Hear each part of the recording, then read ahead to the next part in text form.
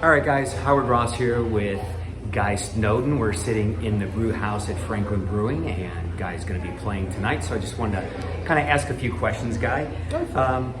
Where are you originally from? I'm from Birmingham, England. Birmingham. So, well, I say Birmingham. I've always said Birmingham because it's the big city. I'm from a small town outside of Birmingham, but everybody just knows me as being from Birmingham. And that's Ozzy's from. Yes, and Ozzy and Tony. And that's kind of known as a steel town, isn't it? Yeah, so... Or it was. Is it still today or no? It's not really anymore.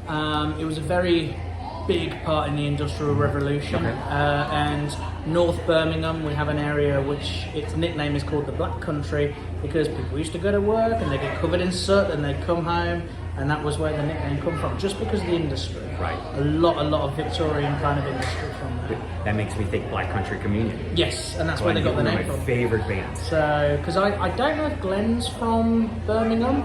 He must be Midlands or something like that. But I'm obviously Jason with his dad and obviously Robert Plant.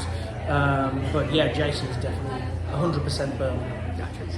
So how did you end up here in the States, and how long have you been here? I've been here, this will be my 7th year here, and I moved with my family. My wife got offered a promotion, and me being a full-time singer, I thought I can do this anywhere in the world. The internet is a wonderful thing. It is.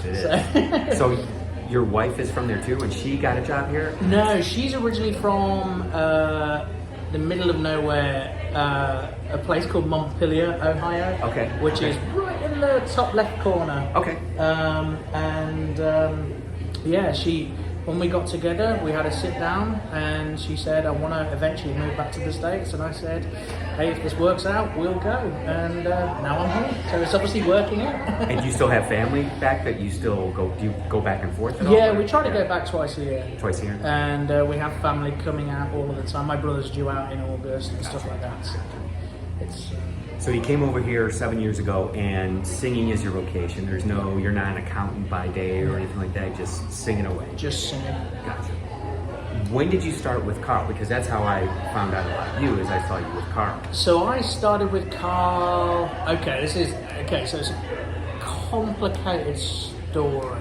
But is it a good story? It is, I think so, and there's a romance behind it, because Carl was the first person I ever took seriously for an offer of doing covers. And I've only ever done covers on my own. I've never been interested in covers.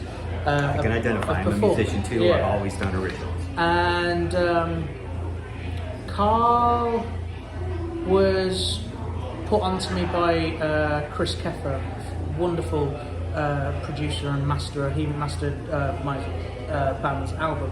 But I get in contact with Carl, and he says, would you be interested? And I said, well, it's not really my kind of thing, but I'll, if it's well-paid gigs and all this kind of stuff, I'm into it.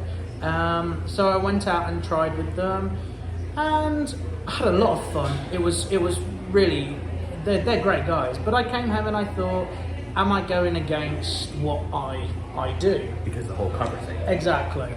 And Carl and I stayed in touch, and we did Paintball Party in the Park a couple of years ago, and we did the Citizens. It was just after, I think, lockdown, so they didn't get the big stage or anything, but long story short, Carl had a gig already booked, and they asked Carl if he would do Paintball Party in the Park, and he said no, but I highly recommend Guy.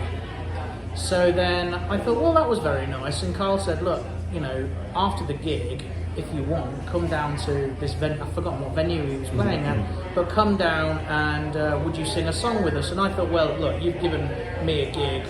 Yes, I'll happily come down and sing a song with you. And yeah, I think that was kind of where I took it a bit more seriously, because I was just like, it was just once we sang Over the Hills and Far Away, and it was fun just to see that reaction, and of course getting off a stage to a few thousand people, still going through your adrenaline, and definitely helped. So we got talking, and it still took a good few months after that one gig till I think Carl just said, "Look, I've got these bigger gigs. I want you, basically." And I just thought, sod it, you know. He's still here for a reason. He must be becoming a part of my life. So we've been doing it ever since. Did you know up front that he was doing Zeppelin, and you were apprehensive about that, or you didn't know what he was doing? It was the covers? Zeppelin stuff, Okay. and now he's doing his original stuff, and there's much more excitement with that. You know, as soon as he said, "Hey, I want to do this album release," which we did last weekend, and you feel it a lot more when it's his music or when it's somebody else's original music. It's like if you said, "Would you play my songs?" You know, if I like the music, Carl's got some great stuff. And so this is going to be an ongoing thing with Carl? We're still going. We're still going. Like into the future, no end in sight, just whatever. No, we're still trundling along. And if you're watching this video and you're not sure who we're talking with, Carl Baltzar does this whole Led Zeppelin, calls it Led Zeppelin revival thing. And he does the Soul of Zeppelin, which is kind of neat. Have you seen him do that? I think the Soul of Zeppelin is no more. Okay. But I can't say that for 100% sure. All the gigs booked at the minute are revival and Carl solo stuff, which I thought I saw that there was one for Soul. I might be wrong. Yeah, I think I'm not too sure. You probably have to speak with Carl. So, your own band. Yes. Did that kind of start before Carl, or was that in the works and it kind of happened all at the same time? How did that come about? It's an interesting one. So when I started Guy Snowdon and the Citizens, it was under the advice of David Spiro, who Which is one of my other questions. who still is the manager of Bad Company. His history of stuff is ridiculous. Yeah. And one day I actually, it's awful to say, but I kind of thank the pandemic because it stopped David being out on the road for a bit so that he could take the time to have a listen. And I remember just sending him a group of songs and he just said, "You need a band." Because at the time I didn't have a band. And then the pandemic hit and I thought, what a brilliant idea to start a band just before the world shuts down. Right. So that kind of happened.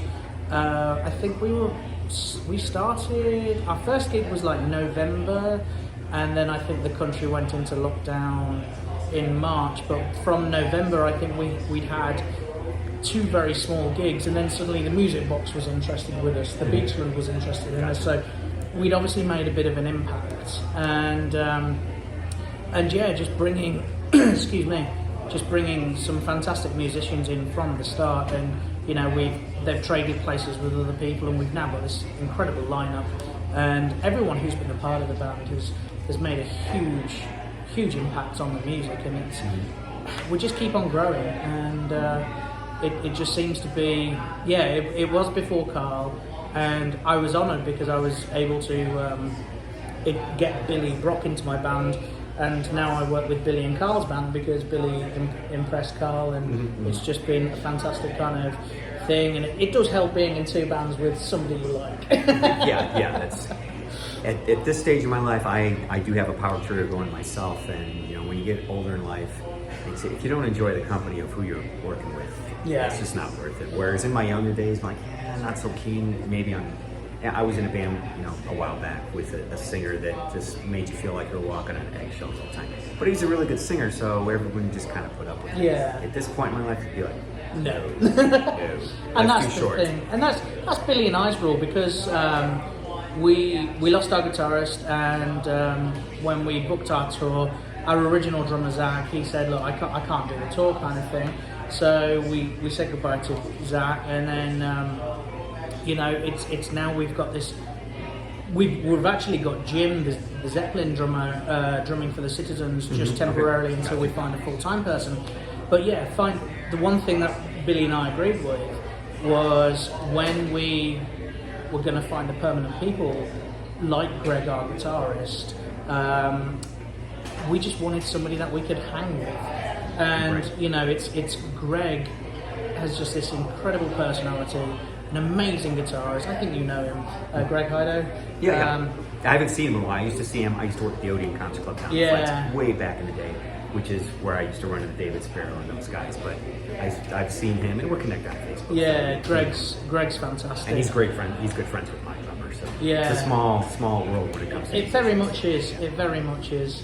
But yeah, it's just finding the nice and right people like yourself, you know, in the music world that really does help it go through. And I think that's kind of why the Citizens and Carl's band are growing, you know, because we do take the time to be able to just be personable and all that kind of stuff, even though we're very silly on stage.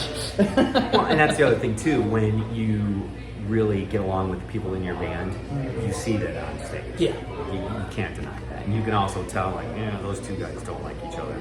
I mean, they might sound great, might perform well, but you can just tell that fun, that loose, anything goes, just isn't there with guys that don't get along. And I can see that. That's the thing.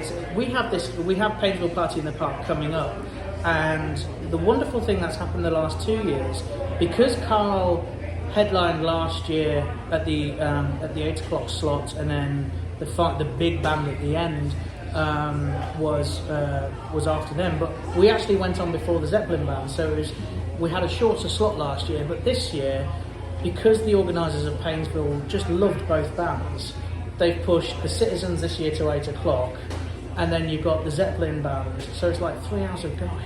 It's That's a lot of Guy. It's very obnoxious. I don't think I'm going to like that. Drink a lot of water, right? Yeah.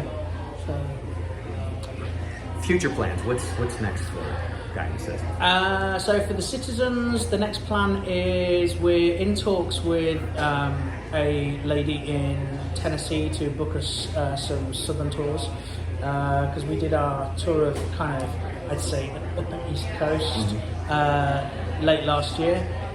So we're going to head down to Tennessee. We're also talking about maybe popping across back to England. Oh, with the whole band? Yeah, oh, nice. potentially. There's a lot of discussions to be had. Yeah, that's a big undertaking, financially and logistically. So there's some talk going on there, but you know, it's after Painesville, we're going to have a big sit down and a huge planning meeting to say, okay, what do we do? These are the ideas. What are we going to commit to? But yeah, there's. I think there'll probably be a new album. Okay. I think we're going to start with a new album soon because there are a lot of songs. I did release some songs earlier this year. I noticed some new stuff coming out under the Citizens, but that was in a kind of an in-between time. So I think we'll leave those there, but I think there's going to be the opportunity to record some new stuff. Now, is that material written and ready to go, or are you still in the process? There is a lot of material already written. So whether I sit down and just primarily write and they say, okay, I'll do this here, or whether we just pick and choose from the back catalogue, I don't know at the minute. But there's talks. So. And you guys, new material, are you writing as a band, or is it more like, hey, I've got this idea, give it to the guys and let them put their stamp on it? At the minute, it's always been just me. That sounds really big-headed, but no, it's always pretty much just me. But obviously, the one thing that I like to do with my songs is to approach the guys with it, because I write in a very Anglo way. It's incredibly English. It's whether it's pop or rock. Right. But I like the twists that the guys in the band put on it, because obviously they've grown up in a totally different country and they put their little kind of hint of America in it. And collaborating is fun. I mean, like I said, I'm working on a power trio, and a lot of times I'll write the complete song and I'll give it to the guys, and they'll push it in a different direction. And I like working with the two guys that I work with, so a lot of times I'll get pushed in directions like, oh, I didn't think of that. It's pretty cool. Yeah. For the most part. Sometimes it's like, I don't want to go there. You gotta push back a little bit.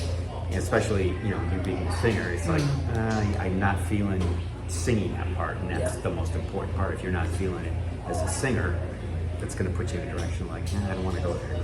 I think that's the thing. Is like, because with the longer slot at Painesville, because we're playing some new material, we actually kind of sat down and had a chat, and I said, what about bringing in some guest kind of musicians, because the songs that I've written more recently have kind of been a lot more layered.